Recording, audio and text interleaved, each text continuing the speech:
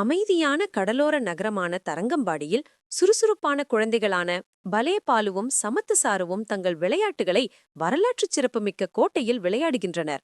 ஒருநாள் கோட்டை சுவரில் மங்கலான ஒரு விடுகதையை கண்டுபிடிக்கின்றனர். சூரியன் மேற்கே சாயும்போது கடலின் கண்ணீர் எங்கே விழுகிறதோ அங்கே ஒரு ரகசியம் உறங்குகிறது. இந்த விடுகதையின் மூலம் ஒரு தங்கப் புதையல் மறைந்திருப்பதை அவர்கள் ஊகிக்கின்றனர். கடலின் கண்ணீர் எதை குறிக்கிறது என்று யோசித்து சாகசமாக அந்த கோட்டையின் உயரமான கண்காணிப்பு கோபுரத்தின் உச்சிக்கு ஏறுகிறார்கள். அங்கு சூரியன் மறையும் நேரத்தில் கோபுரத்தின் கீழுள்ள பாறையின் நுனியிலிருந்து ஒரு துளி நீர் கடலில் விழுவதை பார்க்கின்றனர். அதுதான் கடலின் கண்ணீர் என்று புரிந்து கொண்டு கீழே ஓடி வந்து அந்த குறிப்பிட்ட இடத்தில் மணலை தோண்டுகிறார்கள். நீண்ட முயற்சிக்குப் பிறகு மணலுக்குள்ளிருந்து ஒரு பழங்கால செப்பு கலசத்தை கண்டுபிடிக்கின்றனர். அந்த கலசத்தில் தங்க நாணயங்களும் இரத்தினக்கற்களும் இறைந்திருந்தன.